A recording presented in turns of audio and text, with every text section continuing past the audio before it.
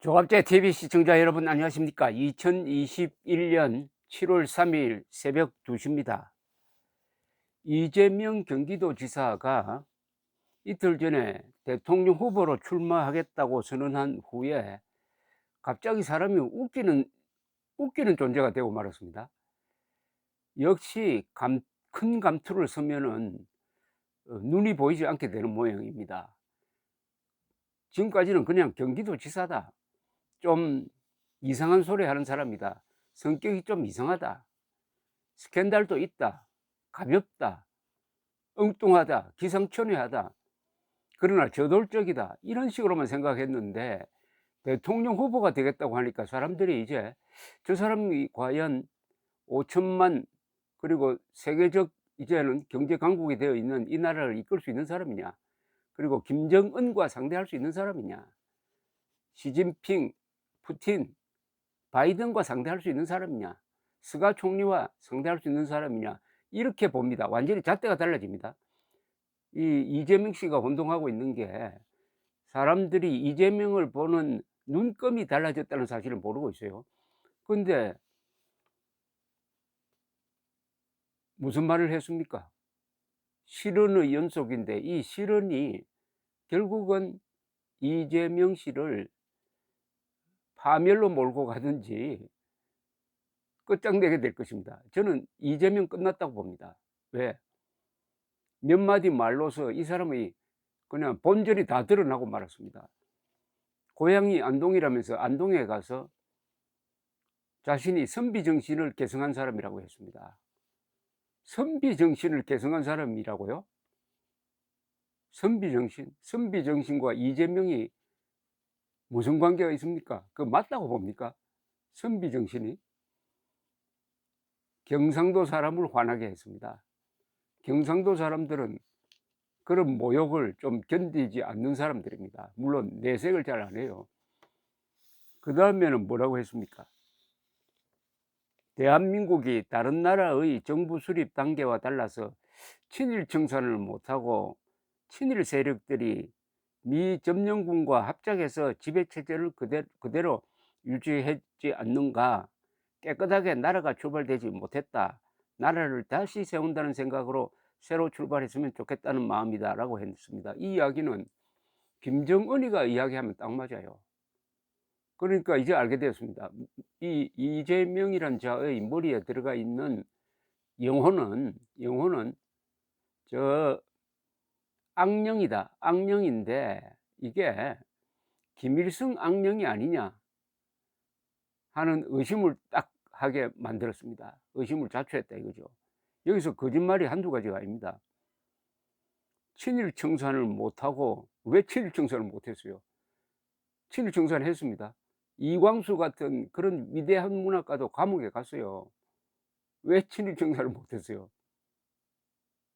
반민특위 만들었습니다. 반민특위.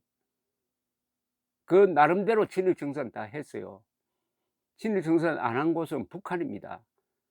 북한은 친일파를 중용해 가지고 공군도 만들고 친일파를 중용해 가지고 정권 수립에 이용해 먹었습니다. 우리는 친일 청산했습니다. 그리고 친일 세력이 미 점령군과 합작해서 지배체제를 그대로 유지했지 않는가, 즉 친일파가 미 점령군과 합작해서 대한민국 만들었다고 거짓말을 했어요? 아니 이게 무슨 말입니까?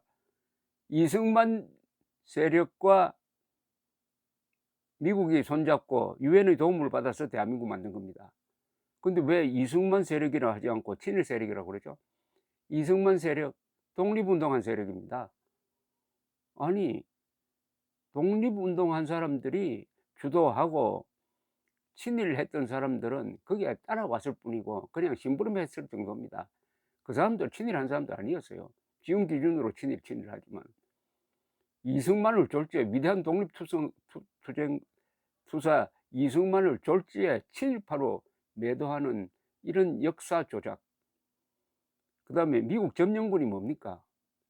해방군이지. 점령군은 북한 소련군이 점령군이죠. 소련군. 점령군. 해방군을 점령군으로 매도를 했다. 그래서 지배체제를 유지했기 때문에 깨끗하게 나라가 출발하지 못했다. 이런 거짓말이 또 어디 있습니까?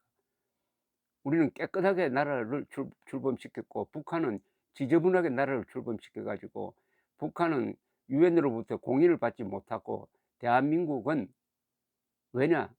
선거를 통해서 저 제주도에서 무장 반란이 일어났음에도 불구하고 선거를 해 가지고 그 투표율이 90%를 넘었습니다.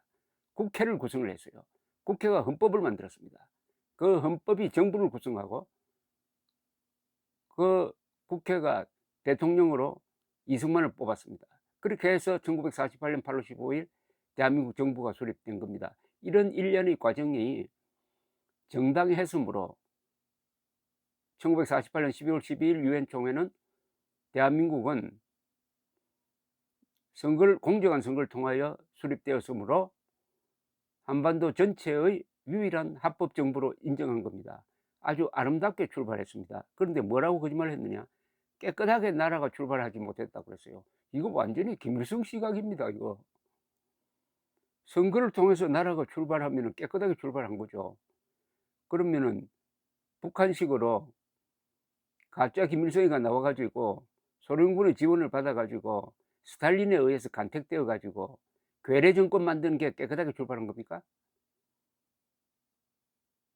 그런데 미국을 점령군이라고 했으니까 앞으로 이자가 대통령 되면은 한미동맹 해체는 뭐 불보듯 뻔합니다. 더구나 나라를 다시 세운다는 생각으로 새로 출발했으면 좋겠다. 나라를 다시 세운다고요? 이거 반역하겠다는 거 아닙니까?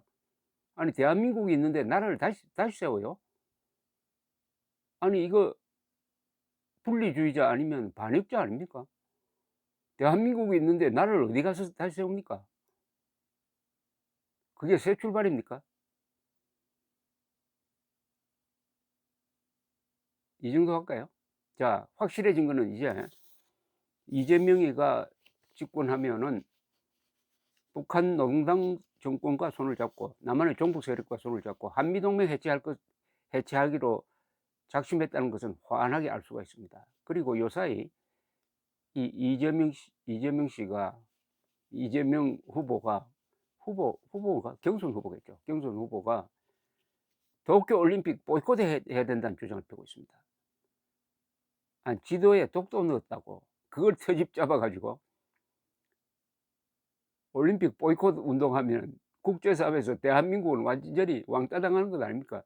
더구나 문재인 대통령도 참여한 G7 회의에서 도쿄올림픽을 지지하겠다고 약속을 했어요. 문재인이가 약속을 했는데 이재명이가 보이콧 하자고 그럽니다. 한일 관계를 파탄내겠다는 겁니다. 이건 목표가 있어요. 한일 관계를 파탄내 가지고 한미동맹을 작동 불가능으로 만들겠다는 겁니다. 그러니까 한미동맹 해체에 전념하겠다는 것을 공개적으로 이야기했습니다. 한미동맹 해체하면은 대한민국 경제 파탄 나는 거는 뭐 설명 안 해도 아시겠죠. 한미동맹이 해체되고 대한민국은 핵이 없는데 북한은 핵 가지고 있다. 그럼 누가 봐도 대한민국은 북한의 식민지가 된다. 여기에 누가 투자합니까? 대한민국의 부자들 다 외국으로 도망가든지 삼성전자도 외국으로 옮길 것 아닙니까? 경제공황이 오죠. 경제공황이 왔는데도 이재명이가 약속한 그런 퍼주기 복지할 수가 있습니까? 완전히 경제 파탄이죠. 한미동맹 해체 이꼴 경제 파탄 아닙니까? 경제 공황 아닙니까? 그 이야기를 했다 이겁니다. 이 이야기를 함으로써 이재명은 드디어 자신의 본색을 드러내고 자기의 본질을 드러내고 자기의 실력을 드러냄으로써 사실상 자폭했다 이 말입니다. 저는 자폭했다고 봅니다. 이제 국민의힘에서 공격할 것 아닙니까? 당신은 한미동맹 해체주의자 아니냐? 한미동맹 해체하고 어떻게 복지하겠다는 거냐? 한미동맹 해체 제2의 외환 위기보다 훨씬 더 큰 위기, 경제 폭망, 그리고 베네수엘라행 급행열차, 이렇게 공격하게 들어올 거 아닙니까? 지금까지는 여야가 공히 안보는 표가 안 된다고 했는데 표가 됩니다. 왜냐? 이재명처럼 이렇게 실수를 하면 안보 문제가 본질적인 문제가 됩니다. 이제 한미동맹 해체는 확실해졌으니까 이재명이가 되면은 한미동맹 해체가 경제 공황을 유발하고 실업 사태를 유발하고 복지 파탄을 결과한다는 것을 설명하면 됩니다. 대한민국 국민 5천만이 다 미치지 않는 한 한미동맹 해체하겠다는 사람을 대통령으로 뽑겠습니까? 그래서 그런 관점에서 이 사람의 과거 이야기를 보면은 이런 이야기가 있어요. 2017년 12월 29일 개성공단 폐쇄는 박근혜 대통령의 개성공단 폐쇄 조치는 위법이었고 불법행위니까 박근혜를 직권남용으로 수사하고 처벌하고 구상권을 청구해야 한다. 이런 망발을 했습니다. 2016년에 개성공단 폐쇄한 것은 북한이 핵실험을 하니까 국제사회가 거기에 대해서 돈이 안 들어가도록 제재를 가하는 과정에서 한국이 모범을 보인 겁니다. 아니 북한이 수시로 또 개성공단을 마음대로 주물러 가지고 사람들 돌아오지도 못하게 인질로 삼기도 했잖아요. 그런데다가 핵실험을 해버리니까 국제사회가 이제는 대북 제재 본격적으로 해야 되겠다 하는데 한국이 안 할 수가 있습니까? 북한이 자초한 것 아닙니까? 그런데 박근혜 대통령이 했다고 수사해가지고, 수사해라는 것은 처벌하라는 건데, 이거 이재명 머리에 김정은이 들어있다고 봐야 되는 거 아닙니까? 아니 어떻게 대한민국 국민이 이런 이야기를 할 수가 있습니까? 그리고 최근에는 또 개성공단을 재개해야 된다, 금강산 관광 재개해야 된다는 이야기도 했습니다. 아니 이 사람이 금강산 관광이 어떻게 중단되는지 모르는 모양이죠. 2008년 7월이죠. 박왕자 아줌마가 개성공단에 관광 갔는데, 바닷가에 좀 갔는데 등 뒤에서 쏴가 죽였잖아요. 그래 놓고 우리가 공동조사하지 않으니까 안 했잖아요. 그래서 이명박 정부가 안전을 위해서, 국민들의 관광객 안전을 위해서 개성공단 못 가게 한 겁니다. 그것도 북한이 자초한 건데 북한이 책임지라 하지도 않고 재개하라고 합니다. 재개하면은 유엔과 싸우라는 이야기입니까? 이게 계속되면은 한미동맹 깨지라는 이야기 아닙니까? 미국이 반대하는데 금강산 관광 개성공단 재개하면은 한미관계, 한미동맹 깨지는 거죠. 자, 그러면서 북한의 핵미사일 위협에 대해서는, 북한 인권 탄압에 대해서는 한마디 안 합니다. 한마디 안.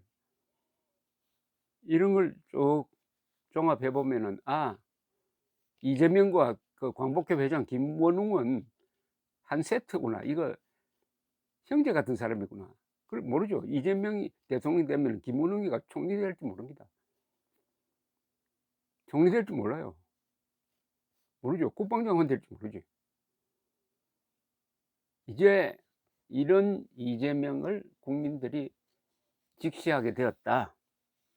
그래서 악은 스스로를 드러낸다 하는 이야기, 좌익은 오만해서 자충수로 망한다는 이야기가 다 여기에 적용이 되고, 저는 이재명은 끝났다고 봅니다. 단 5천만 국민이 다 미치지 않는 한 이재명은 끝났다. 미군은 점령군이었다는 말로 이재명은 끝났다, 이렇게 판단이 되고, 앞으로 이 안보 문제를 2022년 3월 9일 대통령 선거의 가장 큰 주제로 삼아야 합니다. 가장 큰 주제로 삼아야 합니다. 안보 문제를 잘 다뤄야 합니다. 안보 문제를 안보 문제로만 다루지 말고 안보 문제를 경제와 복지와 우리의 미래와 일자리와 연관시켜서 안보 문제를 중점적으로 다루어서 문재인 정권, 이재명 이런 자들의 반역적 대북 정책을 폭로해 가지고 500만 표 차이로 압승해서 나라를, 얼마나 좋은 나라입니까? 이 기울어진 나라를 바로 세워야 합니다. 감사합니다.